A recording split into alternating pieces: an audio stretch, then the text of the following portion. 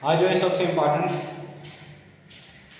जो क्वेश्चन करने जा रहे हैं वो है वेक्टर से रिलेटेड। इस एक ही क्वेश्चन में जो है आपके हर तरह के जो आने वाले टेस्ट में क्वेश्चंस वो जो है सॉल्व हो सकते हैं। हालांकि वो आपका रेगुलर पेपर भी हो सकता है एग्जाम का, या आपका कोई जो है एक एंट्रेंस टेस्ट भी हो सकता है, या कोई आपका जो है कॉम्पिटिटिव एग्जाम हो उसके लिए भी ये हो सकता है। तो बहुत ही इंपॉर्टेंट टॉपिक है ये। और इस एक ही क्वेश्चन में जो हमें 10 डिफरेंट जो चीज़ें वो मालूम करनी है कि हमें जो गिवन है, दो वेक्टर्स गिवन है, एक वेक्टर ए गिवन है, दूसरा वेक्टर जो है बी गिवन है। ए और बी वेक्टर्स अगर हमें गिवन हो तो या तो हमें ए की मैग्नीट्यूड का पूछ सकते हैं या बी की मैग्नीट्यूड का, तो ये अलग क्वेश्चन एक बन सकता है। या ए का यूनिट वेक्टर मालूम करें या बी का यूनिट वेक्टर मालूम करें, तो ये भी आपसे पूछ सकते हैं कि एक वेक्टर गिवन होगा उसका मैग्नीट्यूड मालूम करें, या जो एक वेक्टर गिवन है उसका यूनिट वेक्टर भी पूछ सकते हैं। तो ये दो डिफरेंट टाइप के अलग क्वेश्चन बन सकते हैं। इनके अलावा अगर दो वेक्टर्स हमें ए और बी गिवन है उनकी डॉट प्रोडक्ट भी पूछ सकते हैं कि ए डॉट बी क्या बनेगी, जिसे हम स्केलर प्रोडक्ट भी कहते हैं। या इन दोनों वेक्टर्स के दरमियान कि एक वेक्टर का projection onto the direction of the second vector, तो projection of vector A onto the direction of vector B पूछ सकते हैं, या the projection of vector B onto the direction of vector A जो है ये पूछ सकते हैं। या क्रॉस प्रोडक्ट दोनों की ये भी पूछ सकते हैं, ए क्रॉस बी क्या होगी।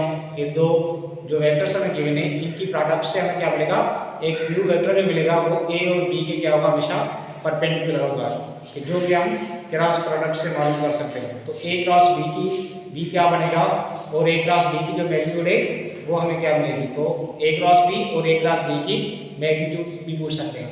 इनके अलावा इन दोनों वेक्टर्स के दरमियान जो होगी वो एंगल क्या होगी, क्या एंगल का भी पूछ सकते हैं। तो ये अलग से क्वेश्चन भी आ सकता है। या unit vector perpendicular to the plane, कि हमने जो ए और बी की क्रॉस से जो हमने वेक्टर मालूम किया है, तो जो न्यू वेक्टर मिलेगा वो इन दोनों की क्या होगा, परपेंडिकुलर होगा, जिसका हम नाम सी भी दे सकते हैं। वो जो यूनिट वेक्टर सी है, जो परपेंडिकुलर वेक्टर सी है, उसका हमें यूनिट वेक्टर मालूम करना है। तो ये जो लास्ट में लिखा हुआ है unit vector perpendicular to the plane form by vectors A and B. तो आइए एक बहुत ही इंपॉर्टेंट क्वेश्चन कर रहे हैं जिसमें आपके पास ये सारे तो 10 क्वेश्चन है, एक ही क्वेश्चन में मैंने क्या किया है, वर्ष किया है। तो ये आप जो है सॉल्व कर सकते हैं एक ही क्वेश्चन। अगर आपका क्लियर हो तो कोई भी आपके पास वेक्टर्स गिवन हो सकते हैं। तो पहले हम ये एक ही क्वेश्चन में से आप सबके सारे जो प्रॉब्लम्स हैं वेक्टर से रिलेटेड वो आप सॉल्व कर सकते हैं।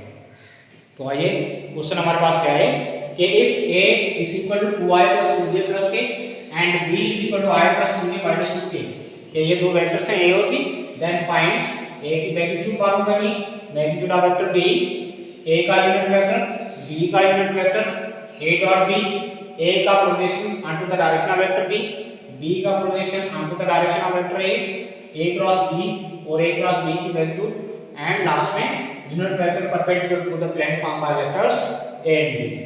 तो आइए एक एक सॉल्व करते हैं। सॉल्यूशन पहले क्या है, a जो है हम वेक्टर की मैग्नीट्यूड मालूम कर रहे हैं, वेक्टर a की मैग्नीट्यूड हम मालूम कर रहे हैं। तो a जो हमें गिवन है, a क्या गिवन है, 2i + 2j + k।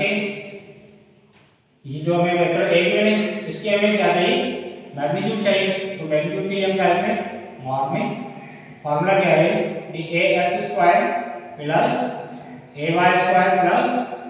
az²। ये x वाला कंपोनेंट 2, y वाला भी 2 और z वाला क्या कंपोनेंट है 1 है। तो a वेक्टर की जो मैग्नीट्यूड बनेगी, मैग्नीट्यूड ऑफ वेक्टर a = 2π² + 2π² + 1π²। यहाँ पे अगर कोई चीज प्रेजेंट नहीं है इसको हम क्या कंसीडर करेंगे 1। तो 2π² 4 + 4 + 1 क्या बनेगा 9, 9 का रेडिकल क्या होता है 3। तो वेक्टर a की जो मैग्नीट्यूड मिली हमें 3 यूनिट्स। अब ये यूनिट्स क्यों दे रहे हैं कि हमारे पास यहाँ पे ये नहीं हमें लिखा है कि फोर्स वेक्टर है, नहीं लिखा है कि डिस्प्लेसमेंट वेक्टर है। अगर वो वेक्टर आपको गिवन होता फोर्स में जैसे न्यूटन में होता, या डिस्प्लेसमेंट वाला वेक्टर मीटर में होता, तो हम वहाँ पे वही लिखते। ठीक, तो यहाँ पे जनरली हमने लिखा है यूनिट।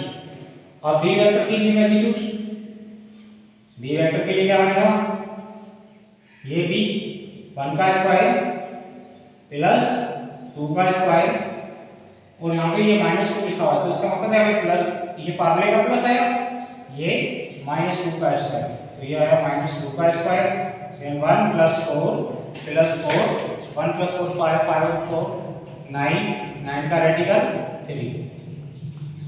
तो बी वेक्टर की जो वैल्यू बनेगी वो कितनी बनेगी, 3 यूनिट्स। ए वेक्टर की वैल्यू 3 यूनिट्स और बी वेक्टर की वैल्यू भी 3 यूनिट्स। तो ये दो चीजें हमने जो है मालूम कर दी, ए की वैल्यू और बी की वैल्यू। उसके बाद हमारे पास यूनिट वेक्टर, ए का यूनिट वेक्टर, हमें ए का यूनिट वेक्टर मालूम करना है। तो ए के यूनिट वेक्टर की ये डेफिनेशन क्या है कि vector divide by its magnitude, a vector divided by its magnitude is known as a unit vector। तो a हमारे पास क्या है, a जो है 2i plus 2j plus k divide by 3, so a is equal to 2/3i plus 2/3j plus 1/3k।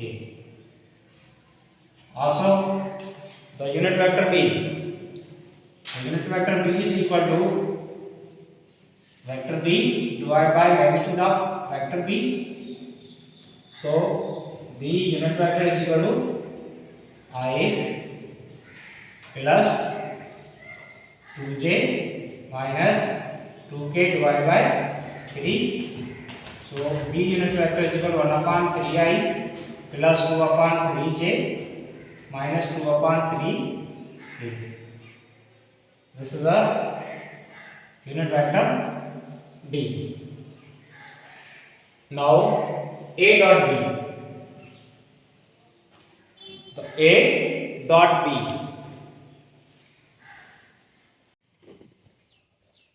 now a dot b, a dot b is equal to ax bx plus ay by plus az bz। So a dot b is equal to what is x? X and 2, so 2 into bx, bx equal to 1 plus ay, ay is 2, so 2 into by, by is 2 plus az, a z is equal to 1, so 1 into bz, bz is -2, this is -2। Now multiply a dot b is equal to, a dot b is equal to 2 plus 2 is 4 minus 2, so a dot b is equal to 2 में cancel, और ये a dot b is equal to 4, a dot b is equal to 4। Now find projection of vector a onto the direction of vector b। a b is equal to the projection of vector a onto the direction of vector b is given by a dot b divided by magnitude of vector b। So a dot b here is 4 divided by magnitude of vector b, the magnitude of vector b is 3, so a b is equal to 4/3, and ba is also given by a dot b divided by magnitude of vector a, so 4/3, here a b is equal to ba। कभी कभार ये पूछ सकते हैं कि show करेंगे इसका projection of vector A onto the direction of vector B बराबर है बी का projection onto the direction of vector B, या बराबर नहीं है। तो इस क्वेश्चन में जो है क्या आया है, बराबर आया है, क्योंकि ए वेक्टर और बी वेक्टर दोनों की मैग्नीट्यूड जो है वो सेम है, इसलिए ए बी भी हो गया और बी हो। अब क्या मालूम करना है, A cross B. Now for A cross B is equal to I J K then 2 2 1 1 2 minus 2।